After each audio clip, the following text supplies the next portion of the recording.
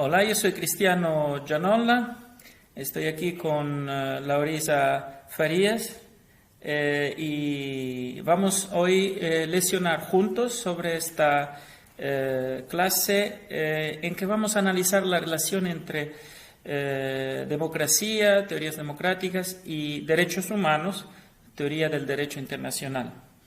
Yo voy a tratar de hablar en español y Laurisa hablará en portugués. Así como las lecturas estuvieron divididas en las dos lenguas, intentaremos hacer esta clase en las dos lenguas. Quiero enfocarme en tres autores principales, tres autores que trabajan mucho la teoría democrática.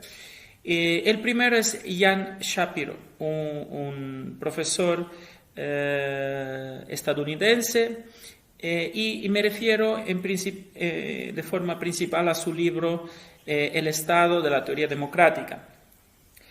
Elegí este autor porque es interesante la forma como él se relaciona a la teoría democrática en el debate norteamericano y occidental en general, y su enfoque en la cuestión del poder. Él empieza distinguiendo las teorías normativas de las teorías explicativas de la democracia, las teorías normativas más centradas en la cuestión de cómo debería ser la democracia, en cuanto a las teorías explicativas son más centradas en teorizar la democracia a partir de las prácticas que existen y de las prácticas que tienen un impacto y que pueden definir en ese sentido los valores y las teorías. Y él se posiciona en el medio de estas dos vertientes y tiene una definición de democracia que es muy importante para comprender la relación con derechos humanos, a donde él habla de democracia como una forma de manejar las relaciones de poder y de minimizar la dominación.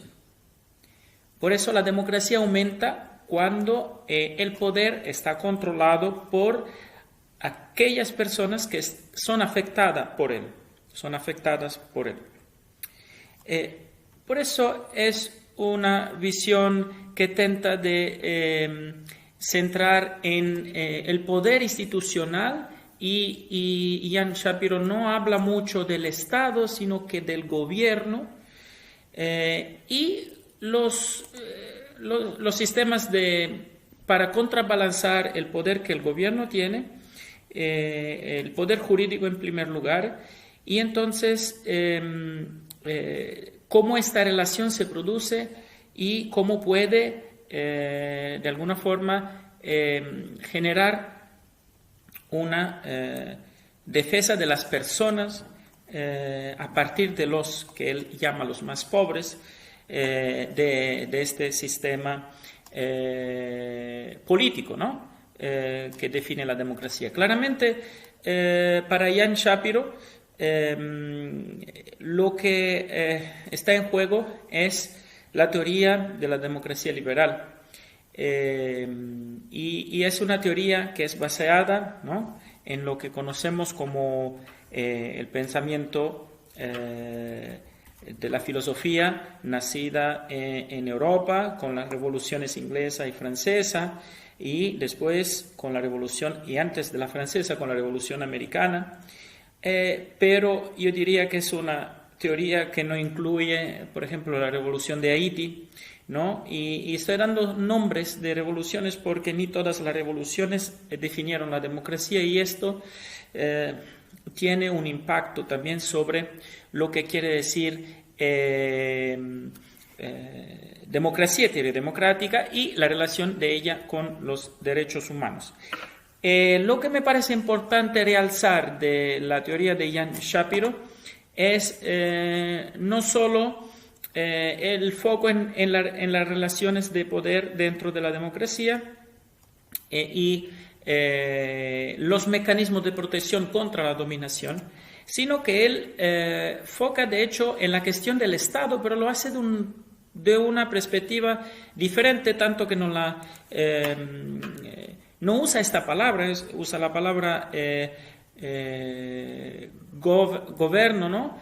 en su texto, y al mismo tiempo foca la sociedad, que es la otra categoría, junto con el Estado, que me parece fundamental para analizar la relación entre teoría democrática y teoría de los derechos humanos y las prácticas que siguen. Y entonces yo veo aquí digamos así, un espacio para una mayor reflexión, y para hacerla voy ahora a referir a otro autor que es Mahmoud Mamdani y su obra, un artículo, Africa, Democratic Theory and Democratic Struggles, pues la teoría democrática y la teoría y las luchas por la democracia en África. Y el texto parte de un análisis muy focada en dos conceptos principales, el pluralismo y los derechos. Y aquí vemos como la teoría de la democracia, de hecho, sobre todo si pasa por las luchas, las resistencias, está muy fuertemente ligada a la teoría de los derechos y sobre todo de los derechos humanos. Y Mamdani hace un recorrido de casos específicos de países africanos, en donde él foca el hecho que en África el paralelismo entre pluralismo político y pluralismo social no se reprodució, porque de hecho el nacionalismo que llevó a la independencia de varios países africanos entre los años 50 y 60 era un nacionalismo popular, y que tenía el refuerzo de movimientos sociales. Unos de ellos se convirtieron en partidos políticos, pero el proceso de pluralismo social se convirtió en un proceso de pluralismo político, cuando de hecho solo eran permitidos partidos políticos que pudiesen competir en elecciones, pero de hecho las élites políticas hicieron como que si en la sociedad no pudiese haber, de hecho, ese pluralismo político de las bases, ¿no? Entonces, movimientos y asociaciones y grupos políticos que se pudiesen producir en la sociedad. Y esto ha delegitimado esa idea de pluralismo en África. Y al mismo tiempo, lo que se ha producido es una teoría de los derechos basada en el pensamiento europeo o en el pensamiento democrático, la filosofía política europea, ¿no? En primer lugar, existió el derecho a la autodeterminación, que en Europa está basado en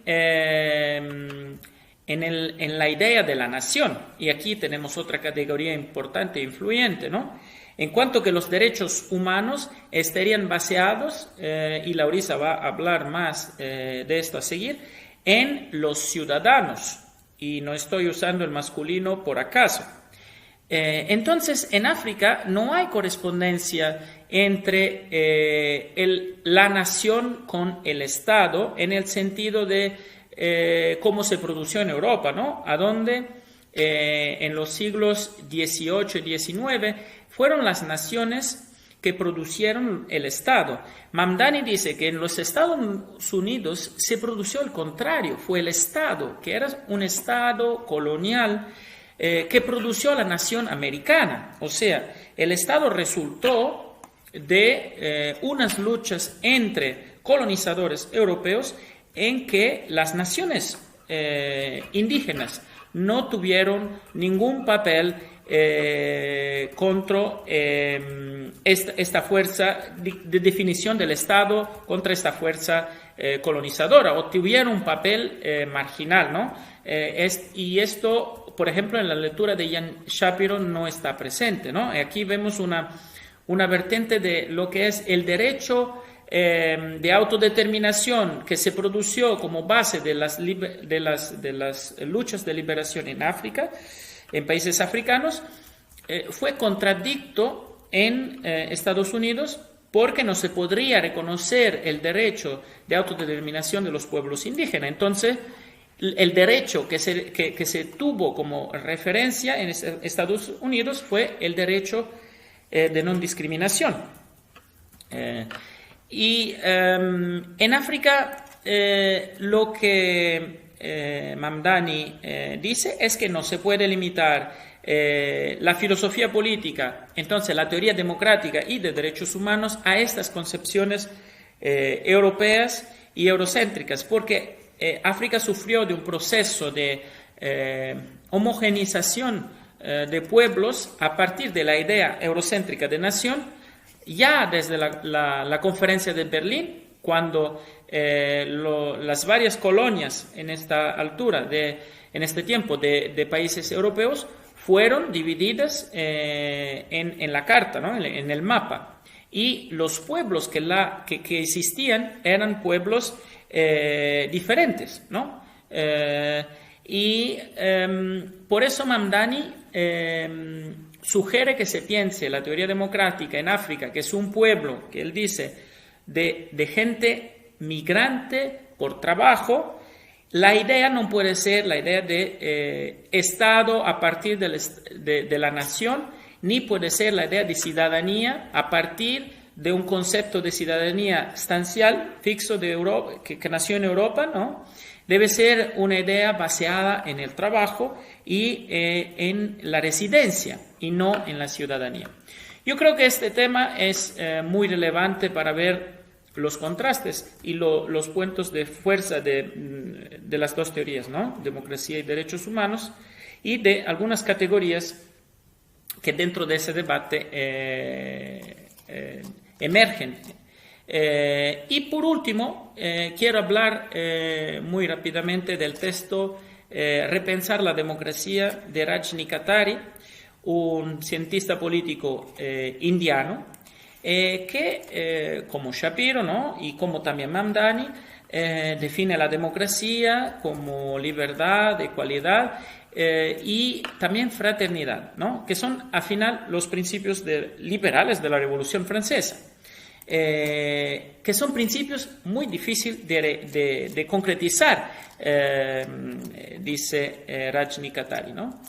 Ahora, la India es la mayor democracia del mundo en términos cuantitativos y por muchos y muchas investigadoras es también un país riquísimo de diversidad democráticas que existen en el terreno, ¿no? y de instituciones que emergen en la sociedad civil. Aquí vemos como y cuando hablo de sociedad civil estoy hablando en términos amplios de la sociedad y de su forma de organizarse en varias formas. Aquí vemos como los modelos de democracia representativa basados en el occidente, basados también, como decía antes, a partir del texto de Mamdani, sobre ideas de nación como un pueblo con características comunes, no se aplica en India y de hecho está siendo una violencia. Este texto de Rajni Kothari es de 2005 en su original inglés y lo que resulta es que desde ahí la situación mucho peoró y el régimen actual parece ser el punto más alto, ¿no? de derivación de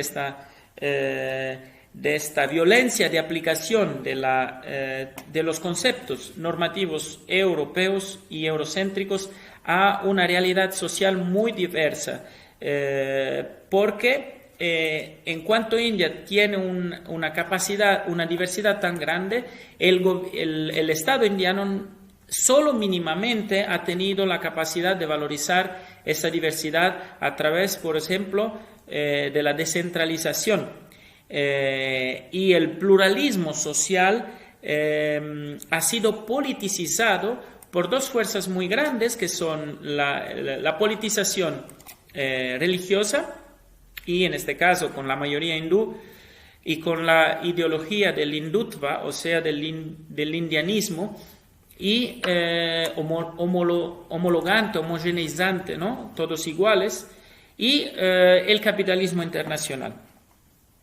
¿Cómo estas fuerzas juegan para defender esa idea de Estado que muy se aleja de los derechos de la sociedad, de las personas en la sociedad, por medio del discurso basado en la seguridad, en la estabilidad, en la unidad, que son temas que los estados usan generalmente para este tipo de argumentación. Y la crítica de Rajni Kataria es que el Estado ha sido dominado por la élite y entonces es incapaz de dialogar con la sociedad civil y de valorizar la fuerza democrática que viene de abajo para cima, y eso ha creado una serie de conflictos, de violencia, de pobreza y una serie de otros problemas sociales y políticos que no permiten a la democracia dar resultados mejores en este grande país. Y la sugestión de Rajni Kataria, de hecho, es que la teoría democrática debe partir de estas prácticas del terreno para civilizar el Estado. Entonces, la sociedad o la sociedad civil civilizar el Estado. Yo quiero ahora pasar la palabra a Laurisa para completar lo que se queda para decir en esta clase. Obrigada, Cristiano. Então, como o Cristiano falou, eu sou Laurisa Farias. Essa minha fala aqui vai ser muito sustentada numa palestra que o professor Boaventura de Souza Santos fez quando os direitos humanos fizeram 70 anos. E nessa palestra ele começa fazendo uma exegese dos direitos humanos, da Carta de 1948, e termina apontando como ele gostaria que os direitos humanos sejam nos próximos 70 anos.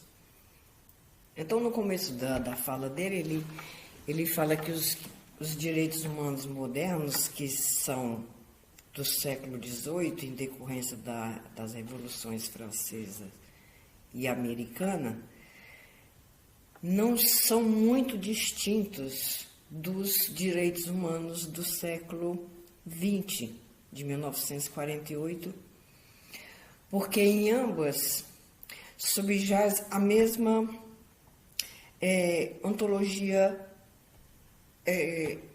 eurocêntrica, no sentido de que as duas declarações são permeadas pela presença do que ele chama de tripé da opressão, que é o colonialismo, o capitalismo e o patriarcalismo. Então, e essas duas formas, esse tripé de opressão é responsável por duas formas de agressão brutal aos direitos humanos. Quais seriam essas duas formas de agressão? É o que ele considera de as catástrofes concentradas, que ele dá como exemplo o que está acontecendo no Iêmen, que as crianças estão sofrendo em resultado de uma disputa comercial entre duas nações que não é o Iêmen, ou seja, elas estão pagando o preço com as suas próprias vidas por uma guerra insana, se bem que é um pleonasmo.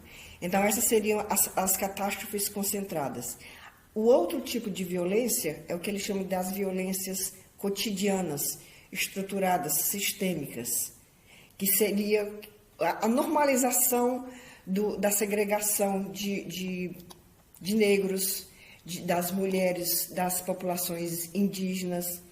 Então, seriam essas duas violações mais profundas aconteceriam nessas duas esferas. E eu diria que essa palestra do Boaventura foi em 2019, portanto não tinha ainda acontecido a pandemia. E eu diria que o Covid-19, ele se encaixa nessas duas agressões.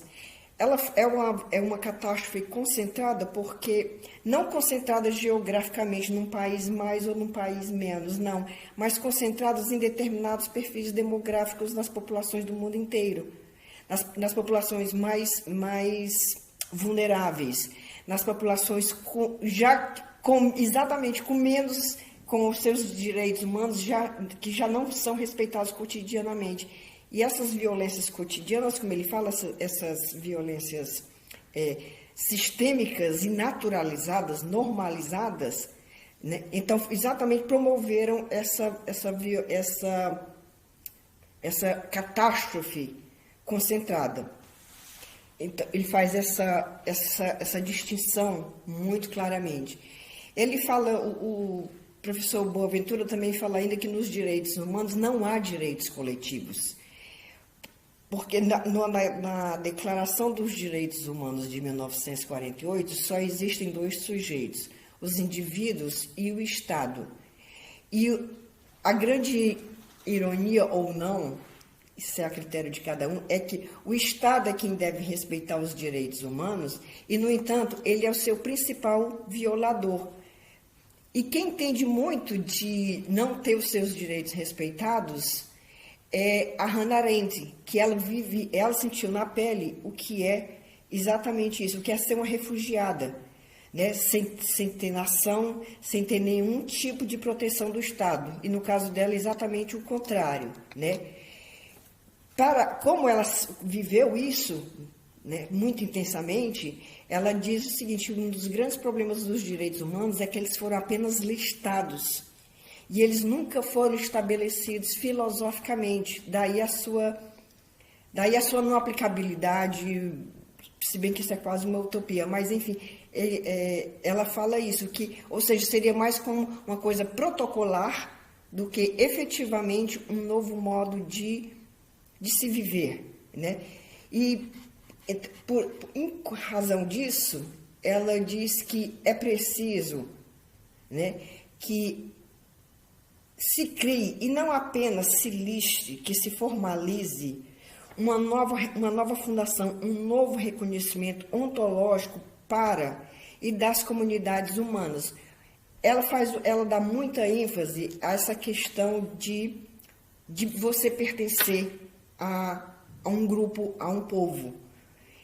Quando você não tem esse reconhecimento, né, que exatamente o que o professor Boaventura fala, que a falta desse reconhecimento dos coletivos humanos de outras culturas, isso leva ao que a Arendt chama de a criação de pessoas supérfluas. A gente tem um conceito diferente disso, quer dizer, hoje em dia a gente fala supérfluo como se fosse uma coisa que não é necessário. No caso da Arendt, ela diz que são pessoas sem direitos, sem lugar de pertencimento no mundo. São os deslocados, são as pessoas refugiadas, que é exatamente foi nessa condição que ela viveu, né? Ser um lugar em que o Estado não existe, ou foi-lhe tirado qualquer tipo de pertencimento a um Estado, né? É um grupo de pessoas, como ela diz, é um grupo de pessoas de quem não se precisa economicamente, politicamente ou socialmente. Isso está acontecendo hoje, é muito claro isso hoje. Basta ver os campos de refugiados na Europa, por exemplo. Os latinos nas prisões americanas. Se estima que hoje são 70 milhões de refugiados. Isso sem contar as pessoas que são deslocadas internamente. E isso é muito claro, por exemplo, o que está acontecendo em Moçambique, no norte de Moçambique, com os conflitos, com a guerra que está acontecendo em Cabo Delgado. Eu vi isso, as famílias estão sendo deslocadas por conta da entrada indústria extrativista. As empresas mineradoras chegam e elas são tiradas das suas terras, dos seus ancestrais. Então, essas pessoas são consideradas deslocadas internas, não obviamente pelo Estado, mas pelas organizações não governamentais que estão ajudando-as a fazer com que os seus direitos mínimos sejam respeitados. Então, a violação dos direitos humanos está ficando cada vez mais normalizada, está ficando cada vez mais naturalizada atualmente, o que pode levar a um estado de quase desespero, mas isso a gente vai falar depois. Segundo ainda Arendt, que esse sentimento de que são supérfluos, de não pertencerem a nenhuma comunidade, a nenhum povo, leva esse mesmo povo, esses supérfluos, a esse que o Mbembe chama de resíduos de pessoas, né, a ter um certo desprezo pela vida. E essas pessoas que têm desprezo pela vida, isso eu vi muito claro no Brasil, com relação a um certo grupo demográfico de crianças que são filhos de dependentes químicos. Então, elas não sabem, não têm conceito de vida. Então, matar para essas crianças não significa muita coisa, porque elas nunca tiveram nem conceito de vida. Então, é uma questão que... Então, daí essa coisa do desprezo pela vida humana. Eu acho que no caso daquelas crianças que eu vi, elas nem têm desprezo, elas nem sabem o que é uma vida, né? E ainda a Arendt diz que são essas pessoas as supérfluas que o que ela chama de... Essas pessoas são as pedras nas quais caminha o totalitarismo. E isso nos remete de volta ao que o professor Boaventura fala, quando ele diz que a extrema-direita está devorando os direitos civis e políticos, enquanto que o neoliberalismo está devorando os direitos sociais e econômicos das pessoas. Então, a gente está... Os direitos humanos estão... Os direitos humanos estão sem direitos, os direitos civis estão sem direitos. Então, os direitos civis, os direitos humanos estão desintegrando, né, atualmente. E essa extrema-direita que está... essa extrema-direita que está no poder das 3 maiores democracias atualmente: Índia, Estados Unidos e Brasil. Segundo a Shoshana Zuboff, isso é resultado, quer dizer, é causa e consequência também do que ela chama de o surgimento de um novo capitalismo, que é o capitalismo de vigilância, que teve início no começo dos anos 2000, portanto, no início do século XXI, com o Google, a partir da vigilância que ele faz sobre todas as nossas ações. E ela disse que ela vai mais além e disse que isso está se ampliando cada vez mais, e ela disse que essa vigilância acontece a cada momento que a gente adquire qualquer produto que comece com o smart. É o smartphone, é a smart TV, porque esses aparelhos, esses gadgets, eles vão monitorar toda a nossa vida. Então, o que está se vendendo hoje em dia, o que o capitalismo de vigilância vende hoje em dia, não é um produto, vende um comportamento que vai ser afetado pela presença dessas grandes redes sociais. Voltando para o professor Boaventura e os direitos humanos que ele vislumbra para os próximos 70 anos, ele diz que devem ser pós-abissais e que precisam deixar de ser antropocêntricos, que encampem concepções alternativas de dignidade humana, que dialoguem entre si, o que seria a ecologia dos saberes, né? Porque na ecologia dos saberes está a relação com a natureza. Já houve um pequeno ensaio no sentido de trazer a natureza para dentro dos direitos. Isso aconteceu há quase 50 anos, em 1972, com a Declaração de Estocolmo, que, muito embora não tenha declarado o direito humano ao ambiente ecologicamente equilibrado, mas estabeleceu pelo menos uma nítida conexão entre o meio ambiente e os direitos humanos. E é exatamente isso que propõe a dona Haraway, ou seja, uma consciência e ética multiespécie, sustentada na responsabilidade coletiva de habitar de maneira ousada e criativa os efeitos daquele tripé de opressão que o Boaventura fala.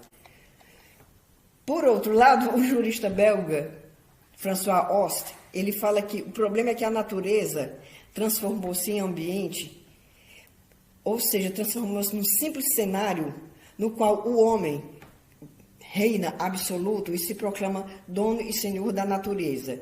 Ou seja, como ele é um jurista dessa área, ele diz que é a natureza à margem da lei. Mas a gente tem uma boa notícia. Essa boa notícia seria que o Equador, né, foi o primeiro país do mundo a incluir os direitos da natureza em sua Constituição. Está em julgamento uma ação contra a extinção do urso de óculos, uma espécie remanescente do único urso nativo na América Latina. Esse perigo pelo qual essa espécie passa é resultado da exploração mineral em larga escala da floresta de Los Cedros, onde vive esse animal. E então, esse é o primeiro caso mundial sobre os direitos da natureza. Essa situação parece meio desesperadora, pelo menos para mim, mas eu encerro trazendo uma boa notícia, pelo menos uma chama de uma pequena esperança. É que a Arendt diz que é necessário um desespero extremo para que se chegue a uma esperança profunda. E nisso ela encontra eco no que o filósofo americano Cornel West fala, que existe uma grande diferença entre esperança e otimismo. O otimismo, ele diz que é externo, independe do homem, entre aspas. Já a esperança é ação, é um movimento interno. Muito obrigada e a gente vai se falando. Obrigado.